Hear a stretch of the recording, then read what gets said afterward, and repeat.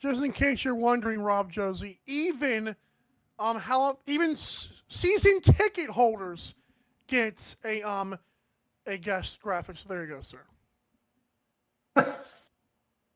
Awesome.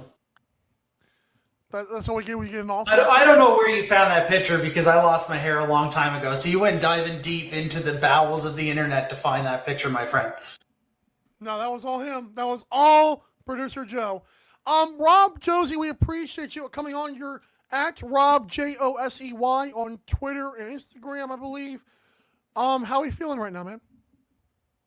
Well, it's been had you talked to me after week 3, I think I would have been a little bit more pessimistic than I am today after week 7. So it's been, or game 7, I should say. It's been a little bit up and down, starting the season 0-3. But when you take a look at the Birds in general, it's really interesting, right? Like we're 2-3 in 1-goal games right now. We could easily be 6-1. We could easily be 1-6. So that's fair. There's been folks out there that have been quick to jump all over the Birds. We've got Talking Thunderbirds, which is a Facebook group that exists for Halifax Thunderbirds fans, where folks have been really quick to jump down the team's throat. I think when you look at where things are, the last 4 games, we're 3-1. The defense has tightened up significantly. Warren, after his little break that he had there, where Drew came in and saved the day against Albany, it's been a much better trajectory. The team's starting to gel a lot better. It's much more positive around these parts of Halifax these days when it comes to the Thunderbirds. Around these parts, it's like you're from the South, man. No, but I do agree. Like there's such an up and down season, the roller coaster that it is in Halifax. I want to talk more about them in just a second. I do have a question for you because I kind of want to rewind. You are a season ticket holder, so I'm going to ask you. And you weren't expecting this question yet, but tell me, how long have you been a lacrosse or box lacrosse fan, just in general? Sure. So it hasn't been that long, quite frankly. I became a box lacrosse fan and a Thunderbirds fan because we got a team. And the very first season, I didn't know a whole lot about it. I knew the team was coming, and if you remember Groupon, I don't know if people use Groupon much these days, but back then I was able to get a deal for tickets on Groupon to go see for the Thunderbirds. That game was the game where the Thunderbirds played the Saskatchewan Rush, where they were down by 9 goals and came back to tie the game to send it in overtime. We did lose, but that game was so incredible, I bought season tickets immediately. Wow. And I was hooked. That was it. How long ago was that again? That would have been the 2019-2020 season that got shortened by COVID. Yeah. And every year season ticket holder since. Yeah. Yeah, absolutely. So according to your Twitter bio, you cheer for the Patriots, Toronto Maple Leafs, Toronto Blue Jays, and Halifax Thunderbirds. So I guess the next question is, Halifax was not just the local home team, like you said. Halifax was kind of. Are they that close to you, or kind of tough? Yeah, so I'm in Dartmouth, which is a part of Halifax. Takes me 20 minutes to get to the arena.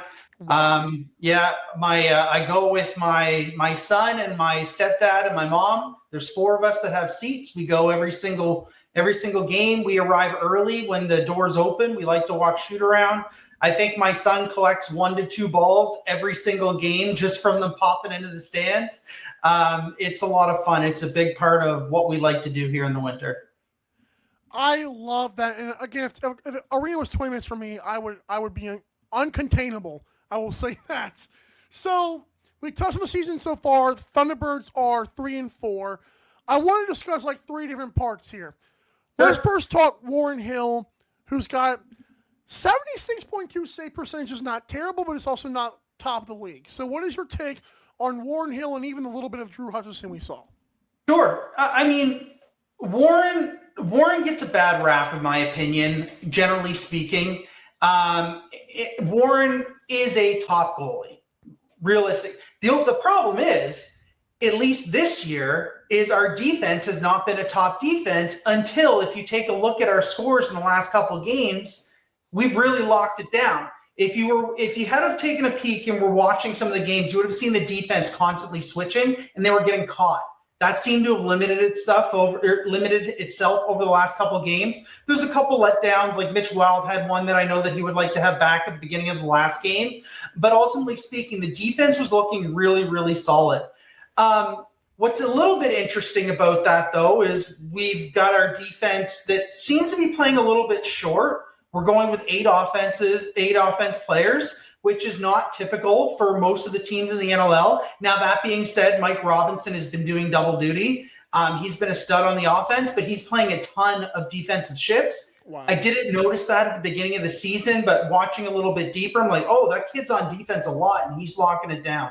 So he has been doing pretty solid there. But like I said, Warren gets a bad rap. Warren has seen the ball really well over the last 2 games. It's been a complete turnaround for him. I think sometimes he gets in his head, but when Warren's got the confidence of the team, when the defense is shutting things down in front of him, Warren can't be stopped.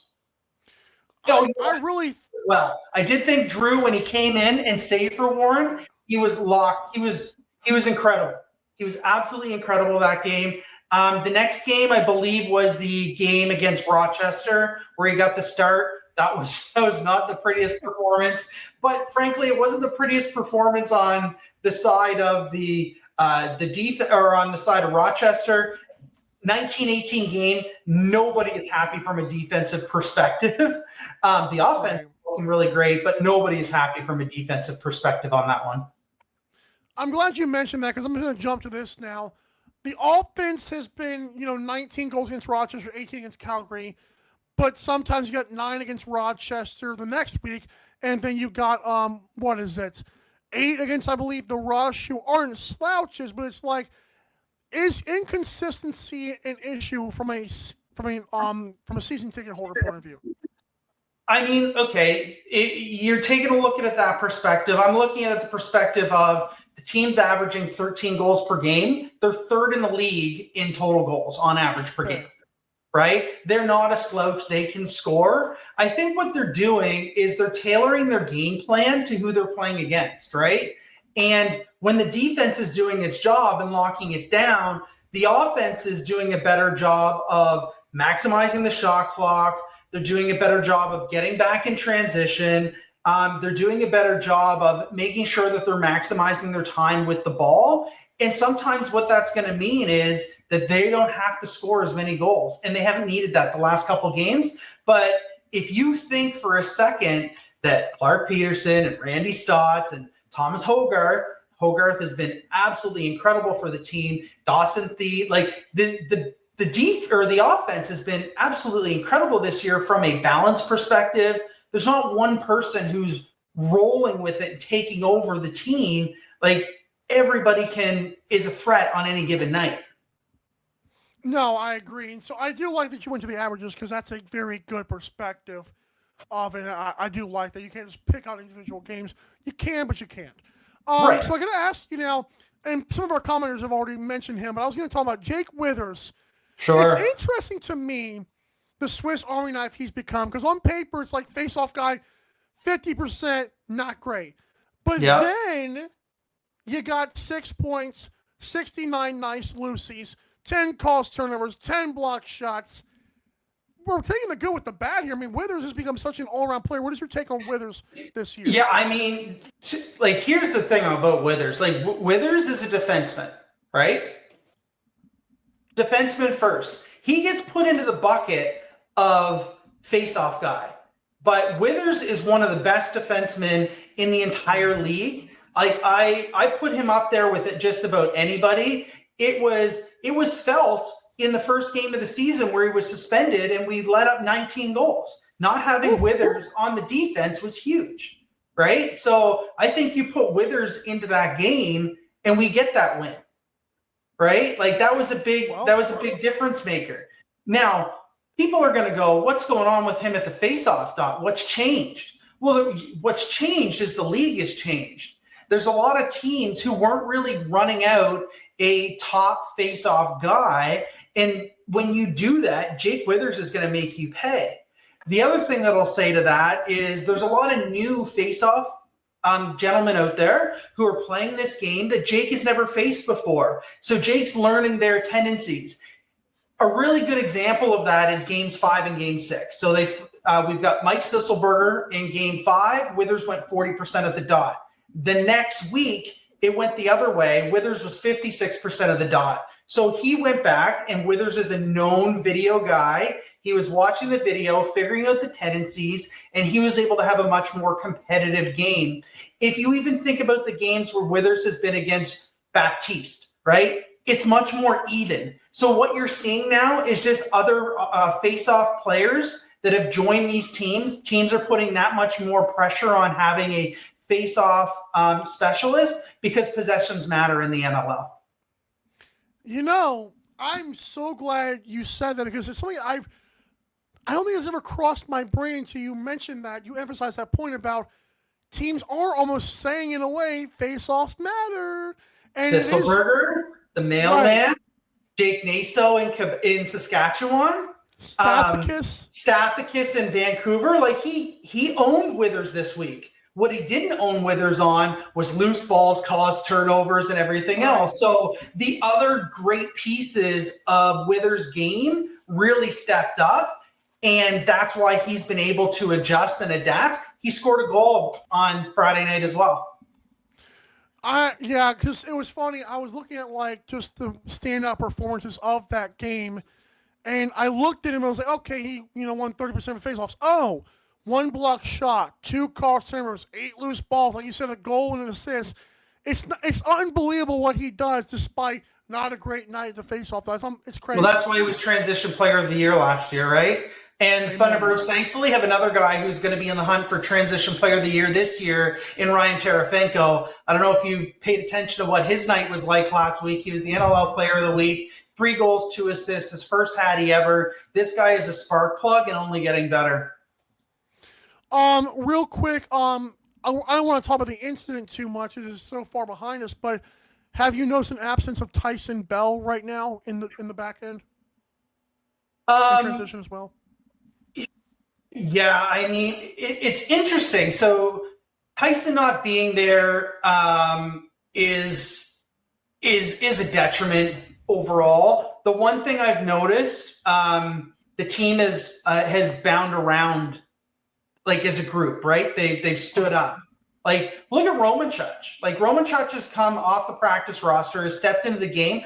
I don't know how they're going to pull him off the roster. We've got Nungo Thompson now, who just got put on the evaluation list. Who are they going to pull off? I think it's going to be McKenzie.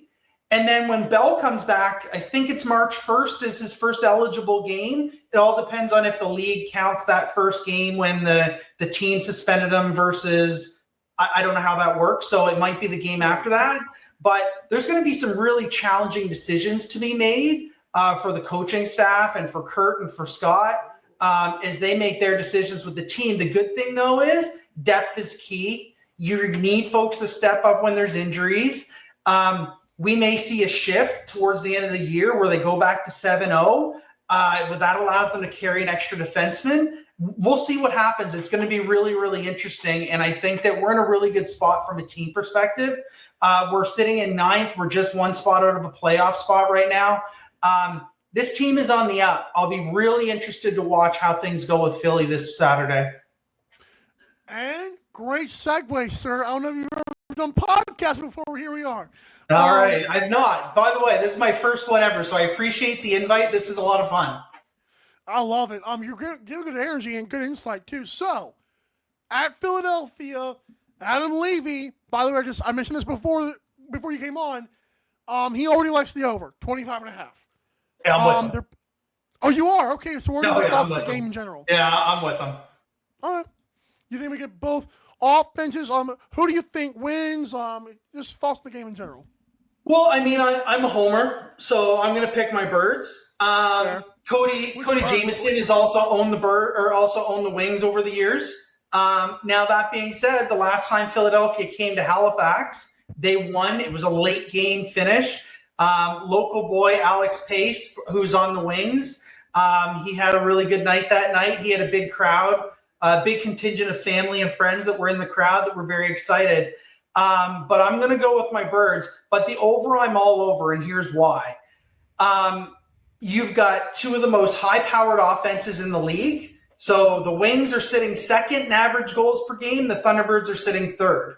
You've also got two of the worst on paper right now, not looking at the last two games, looking at the entire season, two of the worst teams from a goals against perspective. While the Wings have done significantly better than the Birds are averaging 13 goals a game against. The Wings are about 12 goals a game against.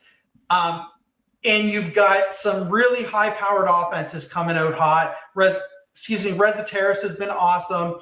Mitch Jones has been awesome. It all depends on how this game plan goes.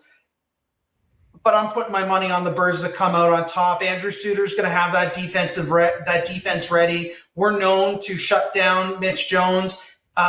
We've done that in the past. We'll see how we handle against Rezateris. Rezateris did light us up for a bunch of points a number of years ago, where I forget what it was. I think he took over, might have been second or third spot for top American in goals that game, something to that effect. I'd have to go back and check my notes, but it's going to be a high-powered game. I think it's going to be very, very fun to watch. I'm also banking on a low-attendance game from Philly because it's an afternoon game. We'll see, but the Thunderbirds are going to be ready. I'm very confident they'll be ready for this game. And the next day, they got the Eagles to play, like with the NFL Super Bowl. So maybe attendance could be, that's a fun one because you guys have rocked attendance. Pat Gregor says great stuff, Rob. Kai the goalie, I was going to mention this earlier. They told me the Seal shirt's got to go. It's funny how I wore the purple and you wore the orange, even though it's kind of a Seal shirt thing here. It looks like Thunderbirds colors. I respect it. Yeah, thank you. Speaking of attendance, though, I do want to touch on something. The Thunderbirds fans have stepped up this season. Game 1, plus 8.5% year over year, 9,261 fans. Home game 2, sellout, plus 7.5% year over year. Home game 3, we lost to Rochester, plus 13.5% year over year, 10,195 fans. Last week, we were down 15.2% with 84-53. It did not feel like that in the Nest. The Nest was rocking for beach night last Friday night. The team is drawing well. This upswing is going to help keep that attendance going. I think you're going to see another 1 or 2 sellouts by the end of this year. I was going to ask you one more thing about that attendance, actually, and I'll let you go here. You have been there kind of since the beginning when they did this whole thing in Halifax. Yeah. How cool is it? How much loyal has the fan base gotten? How cool is it from your perspective, being like, dang, look at all these people here? Has it always been? It is incredible to watch, and you're still like, it's funny. You hear a lot when you go to the bathroom. I know that sounds kind of weird, but there's so many people. It's like, it's my first game ever. It's my first game ever. It's my first game ever. I can't believe I've never been here before. And I hear that over and over and over again. I've brought folks to the game that have never been there before, and they keep coming back. My son's hockey team, we did an event for the Rochester game where we sold almost 200 seats as a group and filled one of the sections to bring a lot of people, and a bunch of the folks on Sawyer's team had never been to a game before. So again, we're drawing some incredible crowds. The beauty of that, though, is that you get a passionate fan base who wants us to do well. The fans are still learning. There was a lot of, we'll call it negativity around Shanks and Woods leaving, Fennell getting traded. But when you look at the team overall and you look at those moves that were made, they were the right moves overall. I'm going to take Thomas Hogarth all day, every day over Austin Shanks. I'm going to take Dawson Knox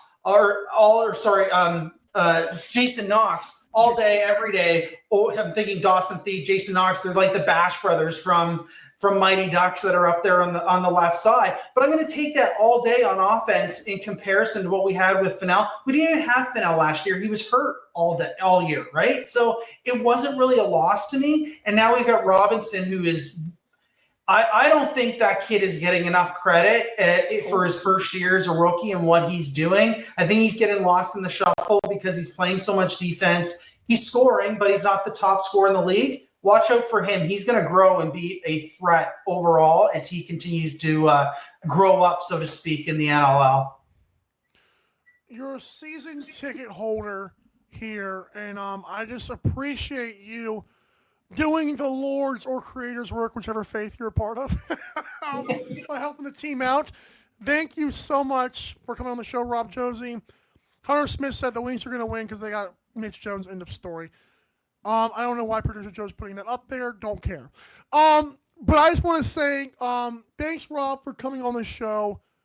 You're awesome. First time here. First time for everything. Start of a good thing.